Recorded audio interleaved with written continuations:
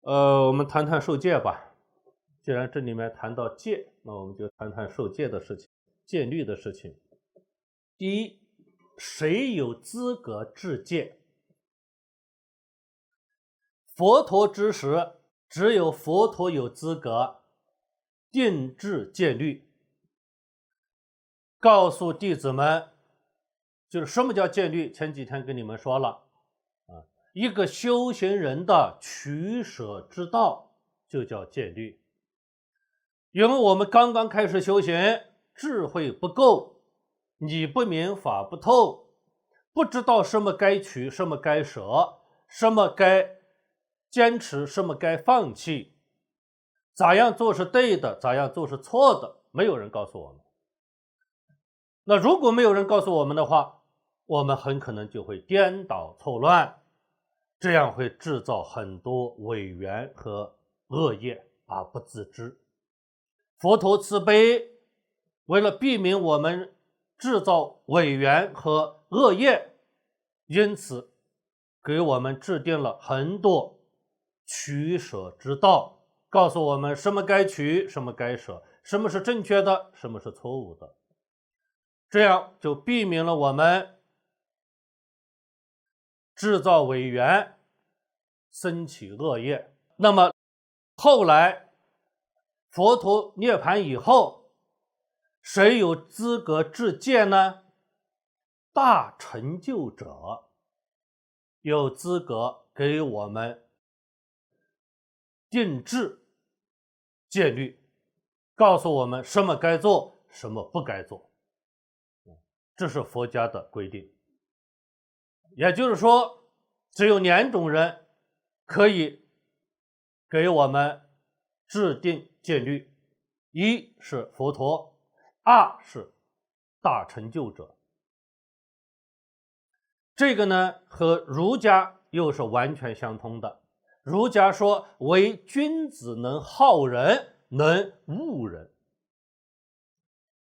君子是什么？就是圣贤或接近圣贤的人，只有他们才懂得是非对错，爱恨美丑，因此他们的好恶才能作为我们的标准和参照，他们给的教导我们才需要严格遵守。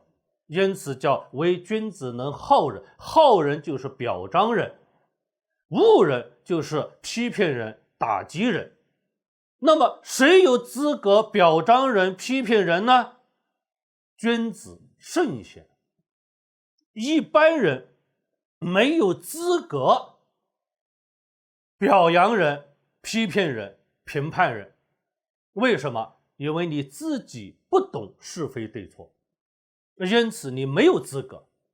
但现实中不是这样，现实中越没资格的人越好批评人、否定人，越好做这些事情，而真正的圣贤倒不轻易批评人，不轻易否定人。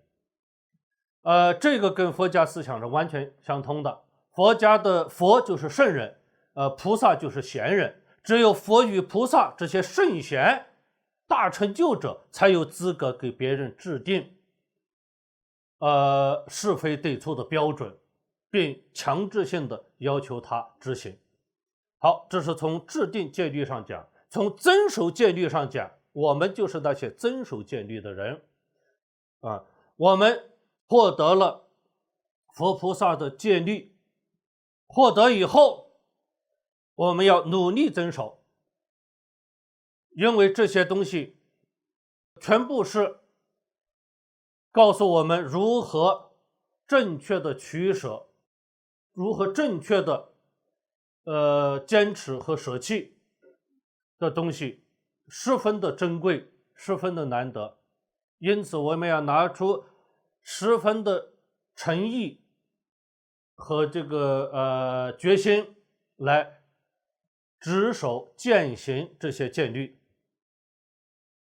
但是在践行的时候，还是要经过那个所有人都要经过的过程，先有为后无为。有为是什么？就是刻意的、机械的、教条的、刻板的遵守这些戒律。后来越来越熟了，慢慢的就从有为过渡到无为，就是孔子所说的从心所欲而不逾矩，没有刻意去追求，刻意去遵守戒律，但是隔一段时间回头看，这一段时间做的所有的事情都是合乎戒律的。再进一步，就不仅仅是自然自如的熟悉程度的问题了，而是反过来获得一种新的戒律。这个新的戒律被六祖慧能称为无相戒。无相戒又名心性戒，或简称为佛性戒，又简称为性戒。这就是王阳明《咏良知》诗里面大谈特谈的良知自有尺度，良知自知善恶，良知自有是非判断。那不然它怎么叫良知呢？良知呈现出来以后，良知自己就会判断出是非对错善恶，所以良知是这个世界上终极审判官，相当于上帝一样。上帝是西方基督教的终极审判官，因为人间的很多是非对错，我们人间审判不清，即使审判清了，我也不认可。你也是人，我也是人，凭什么我要接受你的审判？你说我错了，我就错了吗？你说我是坏人，我就坏人吗？他很多时候好人坏人是混杂在一起的，是分不清的。不是你判我，我判你，也不是某一个权威人士来判，这些都不是。我们有一个终极评判官在我们的生命深处，这个终极审判官，儒家叫良知，佛家叫明体，道家叫道。道才是终极的评判官，终极的审判者。当我们这个终极审判者呈现出来以后，儒家叫良知呈现，自我消失，无名消失，无我自我当家，这个时候他就可以行使他审判官的职责与任务了。所有的是非对错一来到面前，立即知道是是是，非是非，对是对，错是错，什么该做，什么不该做，一目了然。每个人都有个体差异，每个人的生活跟别人的生活都不一样，每个人的人生跟别人的人生都不一样。也就是说，我们都是独一无二的，都是不可拷贝、不可重复的。那么外在的戒律，很多时候针对具体的我们，就显得过于教条而生硬，与我们现实中的生活、现实中的人生，有些地方就显得有点格格不入。这是没有办法的，谁也做不到合乎每个人的具体生活，这是做不到的。法律也是这样，法律它必须是冷冰冰的，必须是一刀切，因为法律是不可能照顾到每个人的具体的细节的生活，那是做不到的，因为生活是方式是无穷无尽，那法律是他做不到。那么外在的戒律也是如此，他没有办法细致入微的深入到每个充满了个性化的人生和生活的细节之处。因此外在的戒律总是像法律一样，给我们以生硬、冰冷、教条、僵化、过时之感，这是谁也无法避免的。那么内在的戒律起来，这些对戒律的感受就一扫而光。这个时候的戒律是完全为我量身定制的，完全合乎我的生活方式和人生轨迹，完全合乎此时此刻的具体事情、具体事物。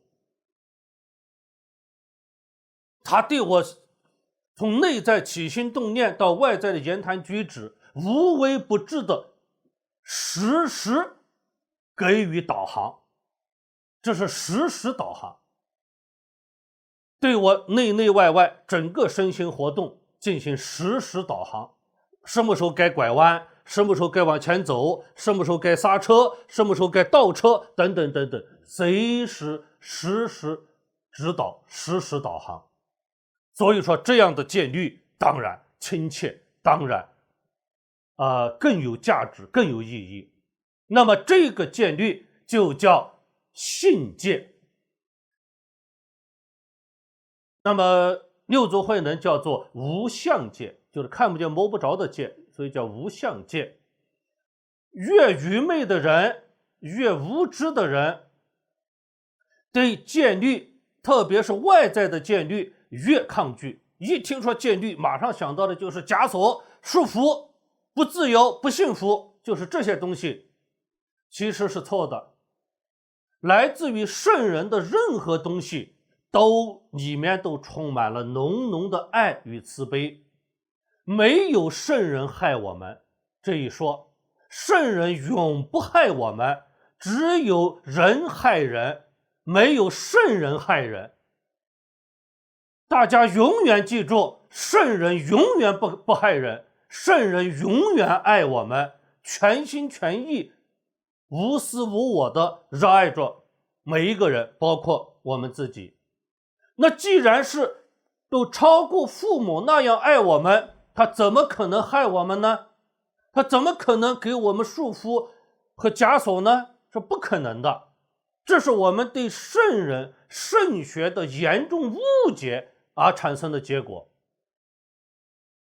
所有聪明的人、智慧的人都应该消除这个误解，愉快地遵守一切来自圣贤的教导以及规范，这些规范对我们十分有益而无害。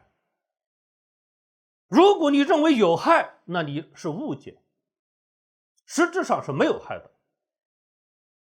那么既然对我们百利无一害，那剩下的就是我们要愉快的、积极的、热情的、严格的、不折不扣的去遵照佛陀与圣贤们给我们的那些戒律，遵守了，我们才能最大限度的避免升起障碍和制造违缘和制造恶业，大大有利于我们的修行与觉醒。